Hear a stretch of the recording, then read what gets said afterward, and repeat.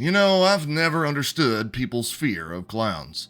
Pennywise, Twisty, Captain Spaulding, Art, Alexandria Ocasio-Cortez. Alright, I'm kidding on that last one, obviously, but seriously, I've never understood the fear of clowns, which is why I had no issue checking out Eli Craig's newest production, Clown in a Cornfield. The question is, will this film become as iconic as recent entries like Terrifier, or is it going to climb into its little clown car and go home? Well, grab your pitchforks and bottles of Bay Pen corn syrup, folks. Clown in a Cornfield. Let's talk about it. Say what again? Say what again? Say what again? Say what again? Now, I'm going to lead this video off by saying I haven't read any of the books this film is based on. I'm going to judge Clown in a Cornfield on its own merits, so if there's lore or explanations that are included in the books but aren't in the film, oh damn well. I shouldn't have to read some other thing just to fully understand the current thing I'm looking at. Since this is more of a high-profile horror release, it was praised coming out of South by Southwest after all, and horror typically doesn't get that kind of exposure, I encourage you to let me know your thoughts in the comments below. Here on this channel, we believe in open dialogue, so regardless if you agree or disagree with me, let's talk it out and maybe find some middle ground. With that being said, let's get into this. Spoiler-free, of course. Oh, and don't forget, like, subscribe, maybe tell me I'm stupid. People are doing that nowadays, it seems. Whoa, whoa. Here I come. Oh, here I come. Oh. At its core, Demon in a Driveway is pretty simplistic. I'm going to be making fun of the name, by the way, not for any reason other than I'm an asshole. Anyway, there's a teenage girl accompanied by her father coming all the way from Philadelphia to move to the podunk town of Kettle Springs, following the death of a close family member. Her father is a doctor. Now, why would a big city doctor move halfway across the country to a town nobody has ever heard of?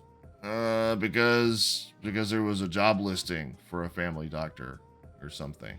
Yeah, alright. Upon getting to the town, they quickly realize that things aren't what they seem. The older generation of residents apparently hate the younger generation, and I know that because they bring it up every 15 seconds.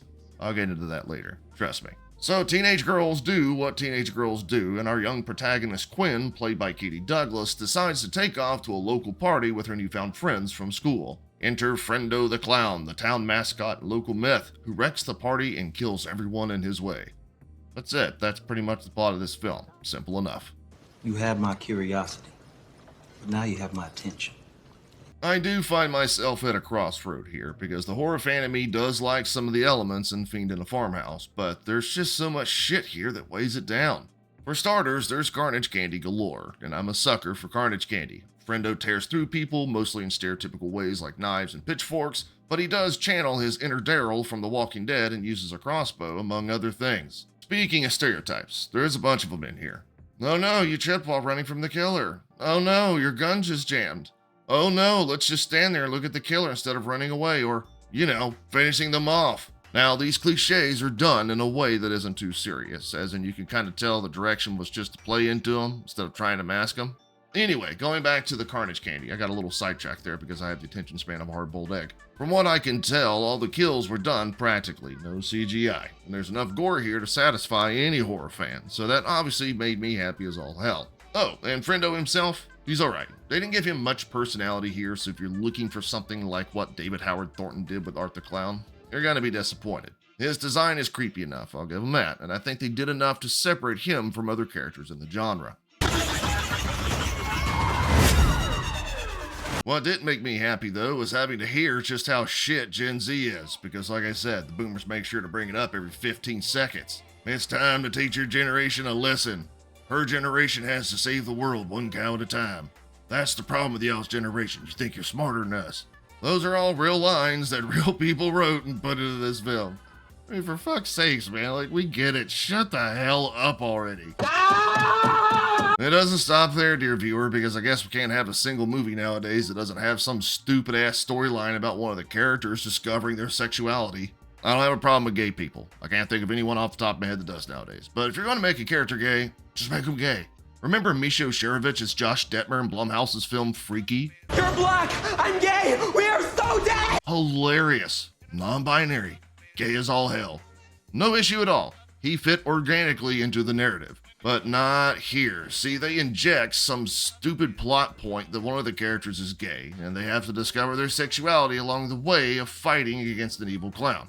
It just, I don't know, it just comes off as forced pandering. I mean, seriously, It's mentioned once, almost in passing, and then we don't hear about it again until the end of the film during the climax, when one gay character who we haven't seen in an hour swoops in and kisses the questionable gay character, stealing the energy away from the scene that they're in. Whatever. The boomers hate Gen Z, by the way. I will say that Eli Craig does a good job here too. Carney in a carport is shot beautifully, and there's some rather unique angles Craig takes with some of the kills. The performances are pretty good too, with veteran actors like Kevin Durand, Will Sasso, and Aaron Abrams all delivering exactly what was needed of them as the mayor, sheriff, and Quinn's father, respectively.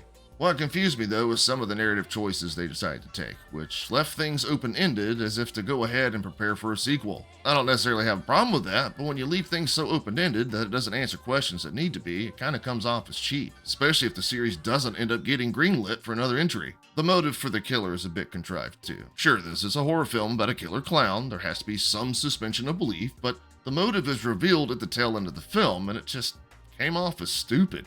Like, really? That's why you're doing this? And somehow nobody in any of the surrounding towns or cities are asking questions about this? The boomers hate Gen Z, by the way. Well, y'all know what question I'm about to ask. We happy?